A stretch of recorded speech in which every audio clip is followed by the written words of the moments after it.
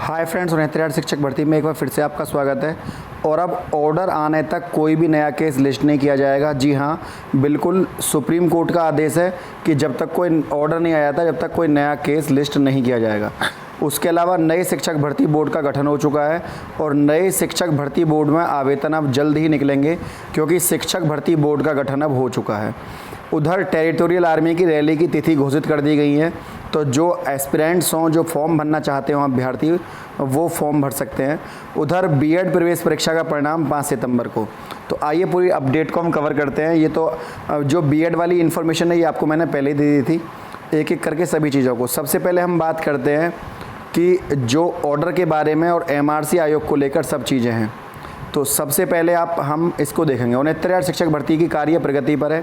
SLP number 6841/2020 का आदेश पारित होने के बाद ही 69,000 संबंधी अन्य केस लिस्ट होंगे। ठीक है ना। तब तक 69,000 वर्क ऑन प्रोग्रेस कार्य प्रगति पर है और आदेश पारित होने के बाद ही 69,000 शिक्षक भर्ती में अन्य केस लिस्ट होगा। इस आदेश से ये बात स्पष्ट हो चुकी है। तो ये कौन सा आदेश है? ये आदेश शिवम पांडे वाला जो 22,000 सीटों को जोड़ने को लेकर था, उसके संबंध में जज महोदय जस्टिस यू लिसन ने कहा था और the petition was called on hearing today. तो ये इन्फॉर्मेशन वहाँ पर पहले ही दे दी गई थी। इसमें ये बात तय हो चुकी है कि अब ऑर्डर आने के बाद ही कोई सुनवाई होगी। इसके अलावा मतलब कोई जब तक ना ही तो कोई सुनवाई होगी 69,000 शिक्षक भर्ती से संबंधित और ना ही कोई केस लिस्ट किया जाएगा।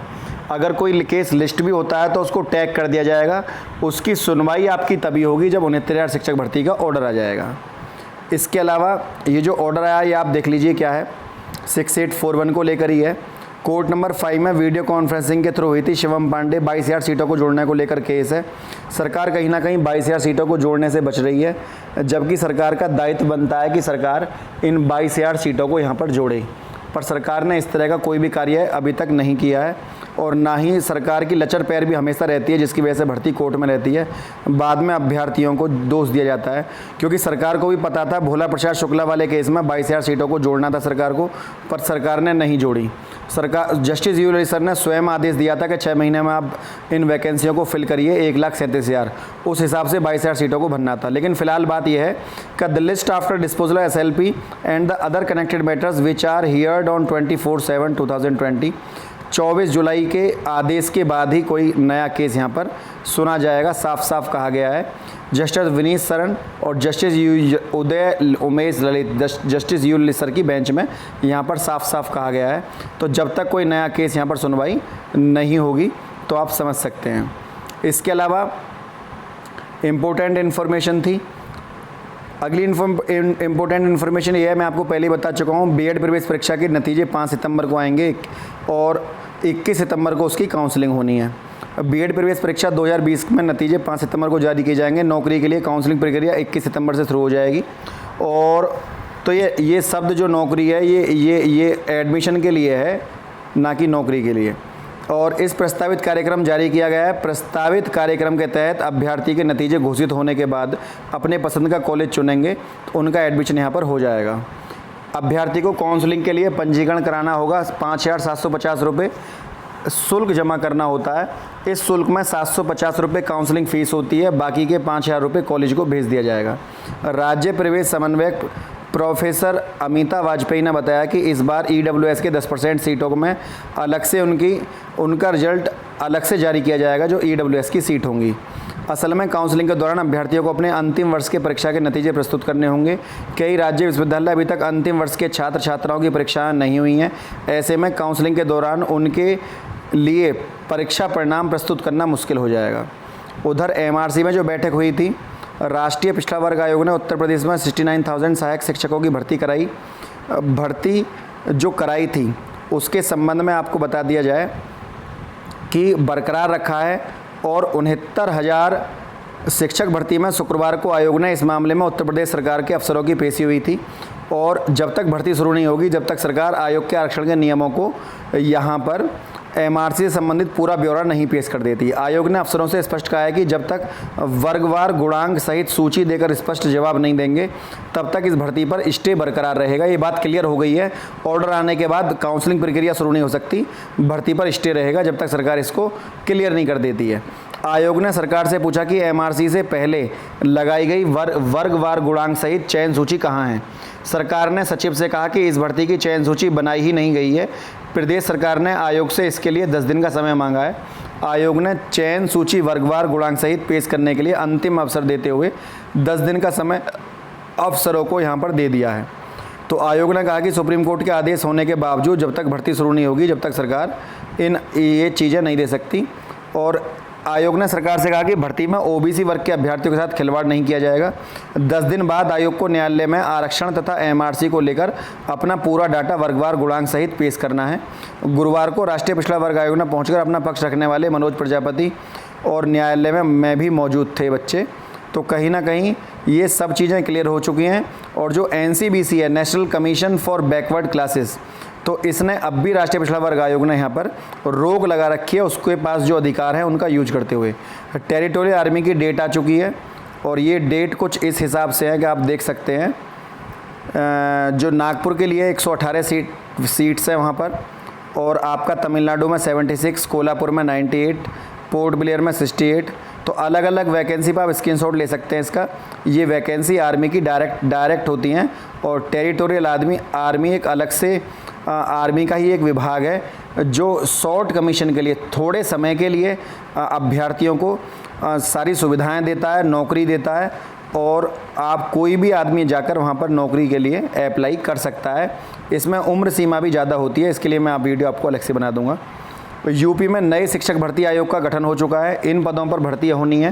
केंद्र सरकार ने बुधवार को राष्ट्रीय भर्ती एजेंसी के गठन को मंजूरी दे दी है। यह एजेंसी केंद्र सरकार के महकमों के लिए चयन करेगी। यूपी में योगी सरकार प्राथमिक से लेकर उच्च शिक्षक तक के लिए शिक्षकों के चयन के लिए उत्तर प्रदेश शिक्षा सेवा आयोग के गठन को 8 माह पहले ही मंजूरी दे चुका है, लेकिन अब तक आयोग का खाका ही खींचा जा रहा है। इस पर कब तक अमल हो सकेगा स्पष्ट नहीं है। तो उत्तर प्रदेश सरकार ने शिक्षा सेवा आयोग का गठन तो कर दिया है पर वो काम नहीं कर रहा है। प्रारूप को लेकर अब तक असमंजस है और नए आयोग का नाम उत्तर प्रदेश राज्य शिक्षा सेवा आयोग होगा। चयनित होने वाली सेवाओं में प्रांतीय शिक्षा सेवाएं कहा जा सकता है। आयोग में अध्यक्ष और 14 सदस्यों को रखे जाने की तैयारी है। हालांकि कैबिनेट ने 17 दिसंबर 2019 को जब इसे मंजूरी दी थी तब एक अध्यक्ष और 7 सदस्य रखे जाने थे। अब 14 सदस्य की बात चल रही है। अध्यक्ष की अर्हता उच्चतर शिक्षा सेवा आयोग 1980 में दी गई अर्हता मान्य हो सकती है। वहीं सदस्यों में 2 तरह के सदस्य रखने की योजना है, 8 और 6। इनमें 1 से 8 तक की सदस्य अर्हता नए आयोग के नाम में, तो इनमें से जो 8 और 6, इनमें से 1 और 8 सदस्य की जो अर्हता है मानक उच्चतर शिक्षा सेवा आयोग अधिनियम 1980 के तहत होगी। वहीं 9 से 14 तक के सदस्यों की अर्हता माध्यमिक शिक्षा सेवा चयन बोर्ड के अध्यक्ष और सदस्यों की हो सकती है। आयोग संचालन के लिए पूर्णकालिक सचिव रहेगा जो संयुक्त सचिव स्तर से नीचे का नहीं हो सकता। वहीं उत्तर प्रदेश सचिव और सहायक सचिव की अधिकतम संख्या 5 होगी। वे प्रथम श्रेणी के अधिकारी और फिर महाविद्यालयों के प्राचार्य और आचार्य आदि हो सकते हैं। आयोग की परीक्षाएं कराने के लिए परीक्षा नियंत्रण होगा। वहां राज्य सेवा के वरिष्ठ अधिकारी और केंद्रीय प्रशासनिक सेवाओं के अधिकारी नियुक्त होंगे ताकि पेपर में कोई गड़बड़ी ना हो। एकीकरण की प्रक्रिया अधर में है। नए आयोग में उत्तर प्रदेश उच्चतर शिक्षा सेवा आयोग, माध्यमिक शिक्षा सेवा चयन बोर्ड और परीक्षा नियामक प्राधिकारी उत्तर प्रदेश की ओर से होने वाली भर्तियों को एक ही आयोग से कराने की तैयारी है। तो जो भर्ती होनी है इन पदों पर वो मैं आपको पहले ही बता चुका हूँ, ज़्यादा समय मैं आपका लूँगा नहीं। सबसे इम्पोर्टेंट बात यही थी कि नया आयोग काम प्रोसेस में लगा हुआ है, सारी प्रक्रियाएं चल रही हैं। आपको जल्द ही नई भर्ती देखने के लिए मिलेगी और आपको नए आवेदन देखने को मिलेंगे। लेकिन सबसे इम्पोर्टेंट बात यह है कि 8 महीने हो गए लेकिन यूपी गवर्नमेंट के जो आयोग है उसने अभी तक प्रोसेस काम करना शुरू नहीं किया है।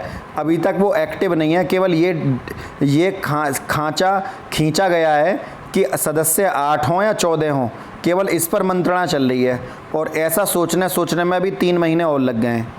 लेकिन जैसे ही ये तुरंत काम करना शुरू करता है तो आपको, क्योंकि सारे काम पहले ही हो चुके हैं, तो योगी सरकार में सबसे इम्पोर्टेंट चीज़ ये है कि हर चीज़ को तोड़कर दोबारा से बनाया जा रहा है। तो जो शिक्षा विभाग है उसको दुरुस्त करने के लिए, ताकि आने वाली भर्तियों में गड़बड़ी ना हो, बेईमानी ना हो, पेपर लीक ना हो, अभ्यर्थी कोर्ट ना जाएं, तो कहीं ना कहीं ऑर्डर का भी इंतज़ार किया जा रहा है, ताकि ऑर्डर आने पर जो एमआरसी है उस पर मोहर लग सके कि एमआरसी को नई भर्ती में कैसे अपनाया जाए। तो कहीं ना कहीं 69,000 शिक्षक भर्ती के ऑर्डर की वजह से नई शिक्षक भर्ती भी रुकी हुई हैं, क्योंकि उसमें कई सारी नियमों का पालन किया गया है। यदि वो नियम कोर्ट से जीत जाते हैं तो सरकार के हौसले बुलंद होंगे और सरकार उन नियमों के आधार पर फिर नई भर्ती को निकालेगी और वो नई भर्ती भी फिर मान्य होगी, क्योंकि सरकार पहले ही कोर्ट से उन नियमों के ऊपर केस को जीत चुकी होगी, चाहे वो ओवरलैपिंग हो, चाहे वो एमआरसी हो, चाहे वो ईडब्ल्यूएस हो। तो एनीथिंग एल्स, कोई भी कुछ भी केस हो सकता है, लेकिन सरकार को जीत से ही, जब तक 69,000 शिक्षक भर्ती का ऑर्डर नहीं आता है और अभ्यर्थियों की काउंसलिंग नहीं होती है, सरकार ने सोच रखा है तब तक नई भर्ती सरकार नहीं निकालेगी, ताकि कोई नए विवाद का जन्म ना हो। तो फ्रेंड, यदि वीडियो आपको अच्छी लगी तो वीडियो को लाइक शेयर, चैनल को सब्सक्राइब करना ना भूलें। आज के लिए इतना ही। जय हिंद, जय भारत।